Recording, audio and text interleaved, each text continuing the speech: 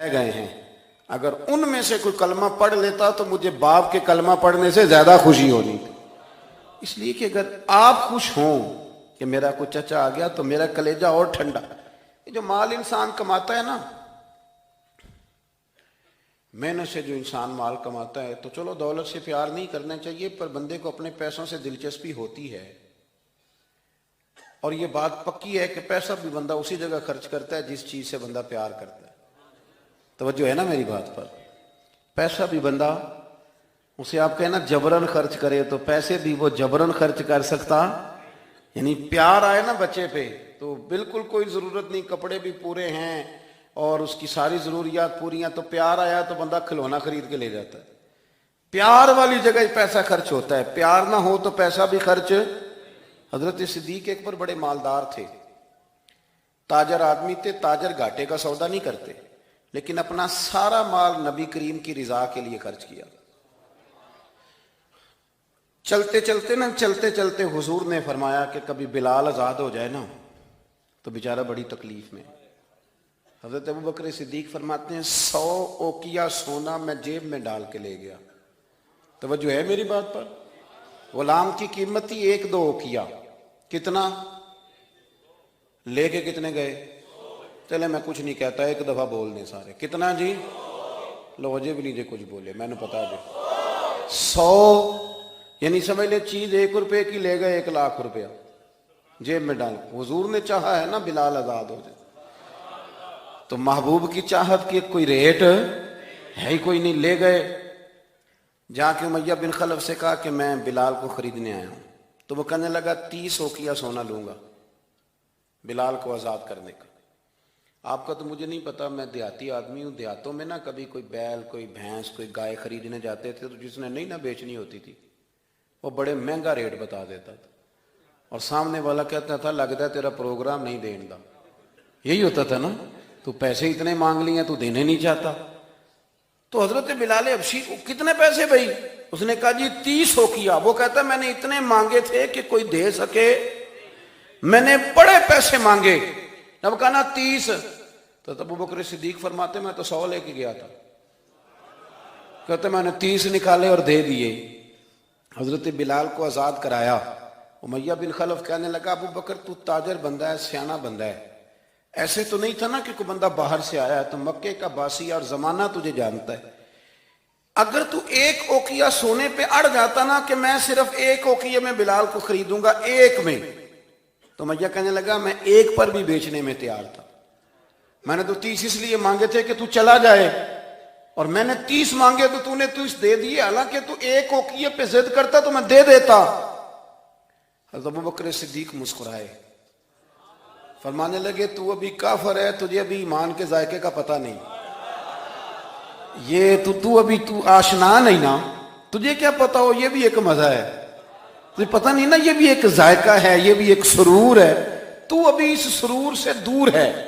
وہ اقبال کہنے لگے نا دیکھ خطر کود پڑا آتش نمرود میں عشق، عقل تھی محو تماشائے لبے بام ابھی، اور پھر کہنے لگے پختہ ہوتی ہے اگر مصلحت اندیش ہو عقل، اور عشق ہو مصلحت اندیش تو ہے خام ابھی، اور پھر کہنے لگے عقل عیار ہے۔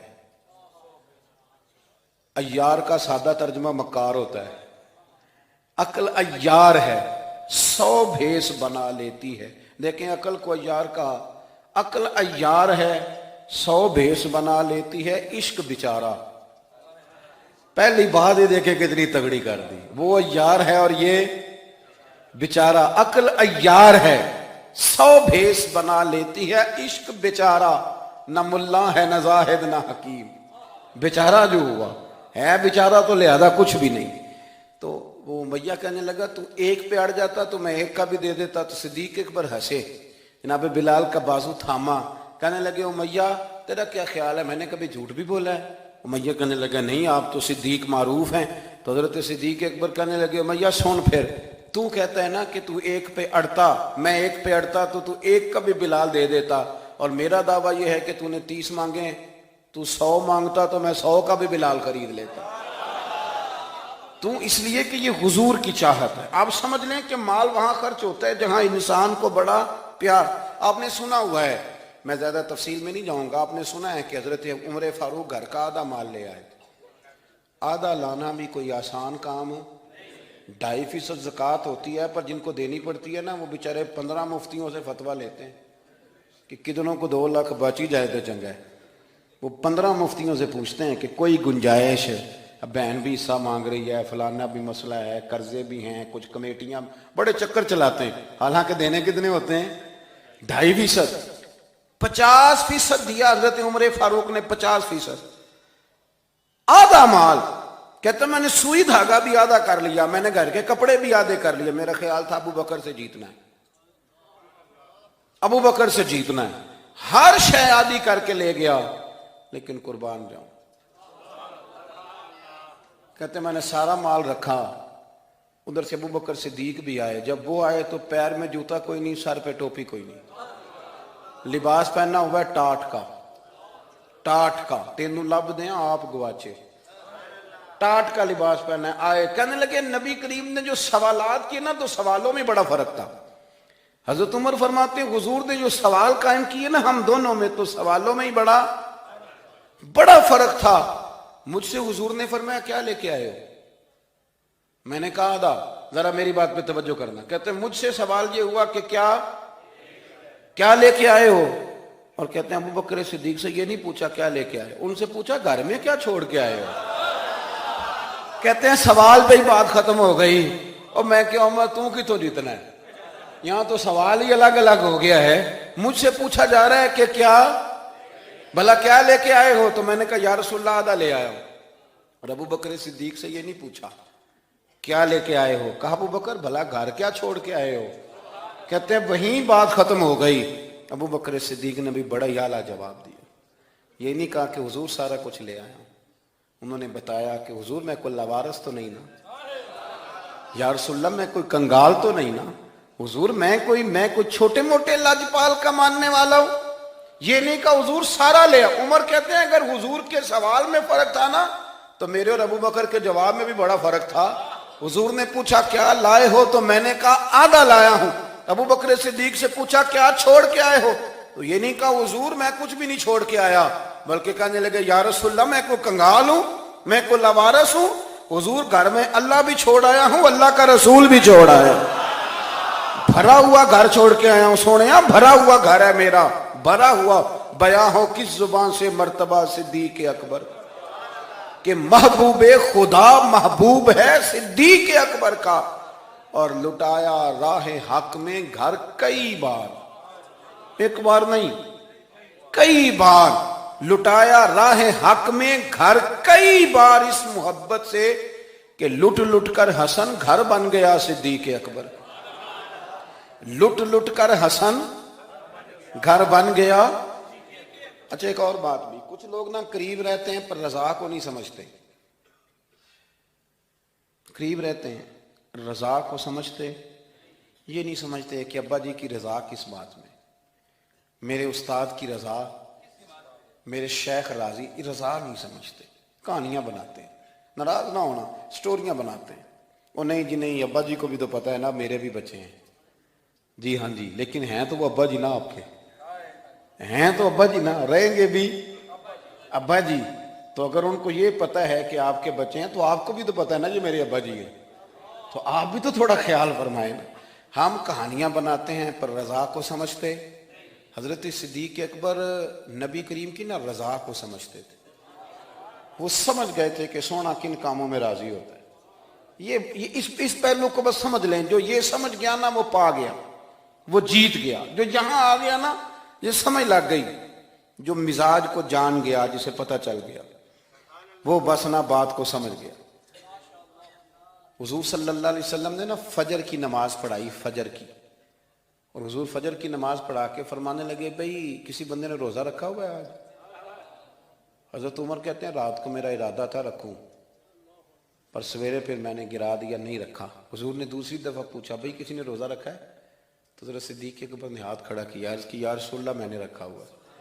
آپ حکم نہ دیتے تو نہ بتاتا, پر روزہ رکھنا بھی آپ نے توجہ دلائی ہے تو حکم بھی آپ کا بتاؤ تو بتا دیا. حضرت عمر کہتے ہیں حضور نے فجر کی نماز پڑھائی, فجر کی. دوسرا سوال پوچھا بھی کسی نے کسی بیمار کی تیمارداری کی ہے؟ تو حضرت عمر کہتے ہیں میں نے فٹافٹ عرض کی یا رسول اللہ ابھی تو نماز فجر پڑھی ہے، تو اب گھر جائیں گے تو تیمارداری کریں گے نا۔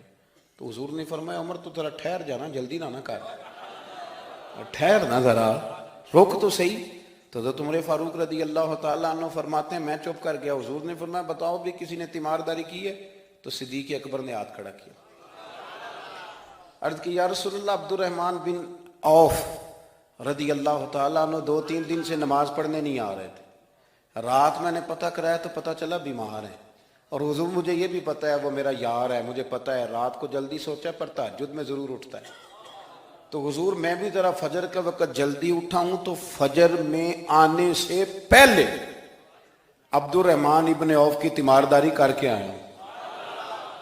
حضرت عمر کہتے ہیں میں نہ ہلکا ہلکا ڈھیلا پڑ گیا۔ حضور نے تیسرا سوال پوچھا، فرمایا کسی نے کسی مسکین کو کھانا کھلایا؟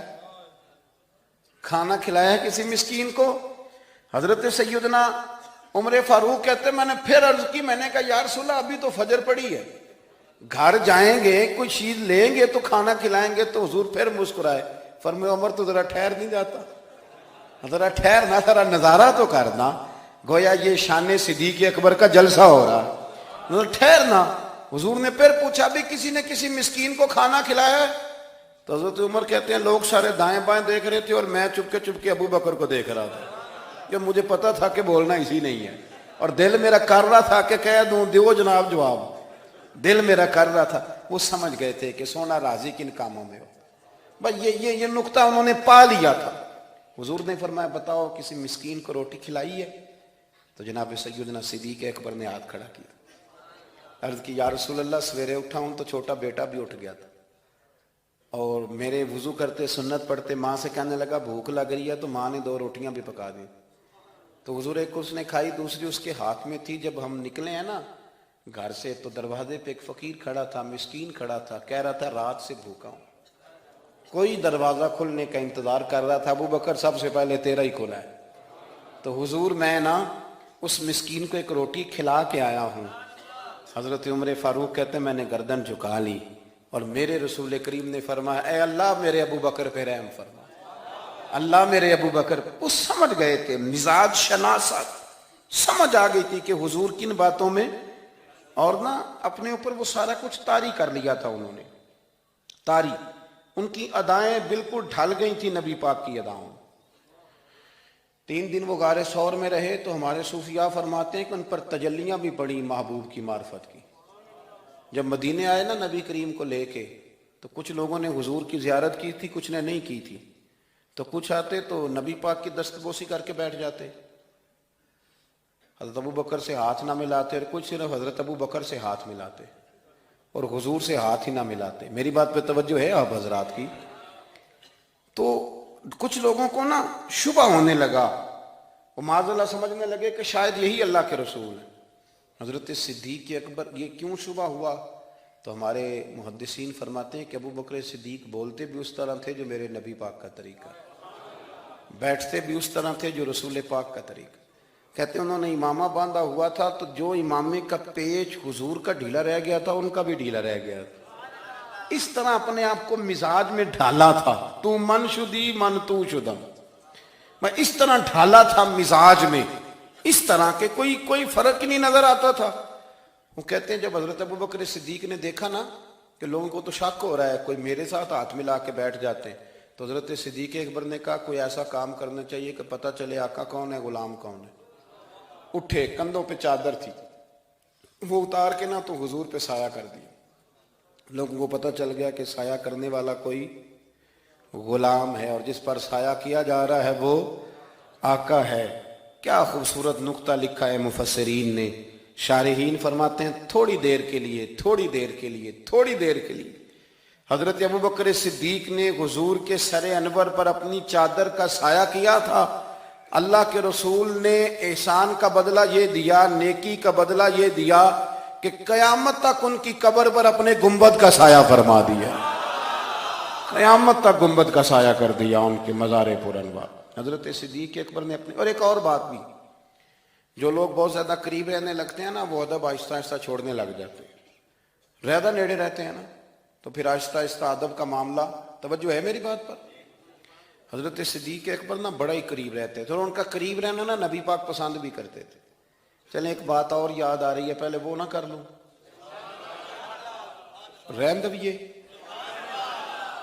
یعنی کچھ بندے نے نہ ادھر ہاں کر دیں تے نہ ادھر ہاں کر دیں، وہ کہنے جڑے بول دے نے انہوں نال ہی صلاح کر لو۔ اور بھائی ایک بات یاد آ رہی ہے، وہ بھی عرض کر دے درمیان، دیکھیں آپ لوگ مسکرائے ہیں تو مجھے اجر ملا ہے۔ آپ میری بات پہ توجہ کریں۔ ایک دن نا سرکار نے بیٹھے بیٹھے، شاہ ولی اللہ صاحب نے ازالۃ الخفا میں لکھا ہے، حضور نے بیٹھے بیٹھے صحابہ سے فرمایا، کچھ لوگ بیٹھے رہتے تھے نا، کچھ لوگ زبردستی بوجھ بھی بنتے ہیں نا بعض لوگوں کی طبیعت میں، تو کہنا پڑتا ہے ان سے کہ چلیں مہربانی کریں اب کوئی اور کام بھی کریں۔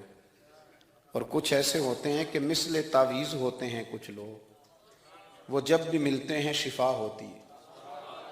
تو ایک دن سرکار نے فرمایا، حضرت انس بن مالک کہتے ہیں حضور نے فرمایا بھی سارا دن نہ بیٹھے رہا کرو، وقفے سے ملا کرو، وقفے سے محبت بڑھتی ہے، وقفے سے ملا کرو محبت بڑھتی ہے۔ کہتے ہیں حضرت ابو بکر صدیق بھی قریب بیٹھے تھے، وہ بھی سن رہے تھے۔ ظہر سے پہلے بات ہوئی تو حضرت صدیق اکبر ظہر میں آئے، نماز پڑھی اور چلے گئے، عصر میں آئے، نماز پڑھی اور چلے گئے، مغرب میں آئے، نماز پڑھی اور حضرت انس بن مالک کہتے ہیں زور کے بعد بھی حضور نے پوچھا ابو بکر نہیں آئے؟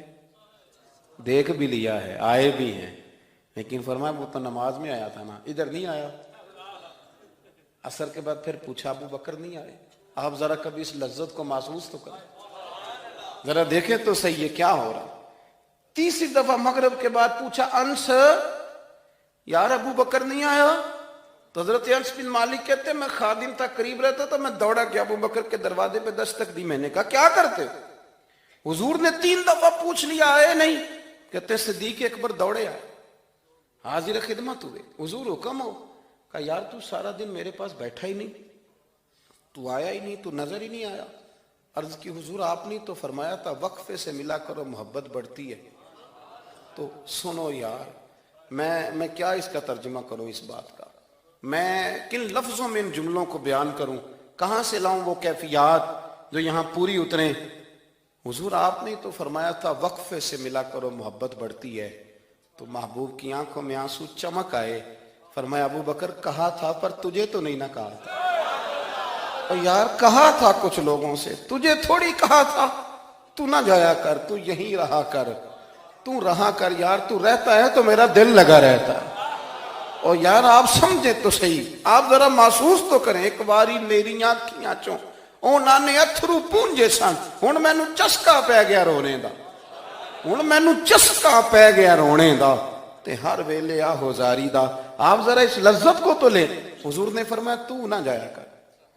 آپ دیکھیں نا، میں آپ نے بات سنی ہوئی ہے، صرف اشارہ دینا ہے۔ حضرت صدیق اکبر نے یہ نہیں کہا تھا کہ لے جانا اور میری بڑی مقام ہے، حضور تمہیں پتہ ہے میرے بارے میں کیا کیا کہا کرتے تھے، مجھے گنبد میں دفن کر دینا، یہ نہیں کہا۔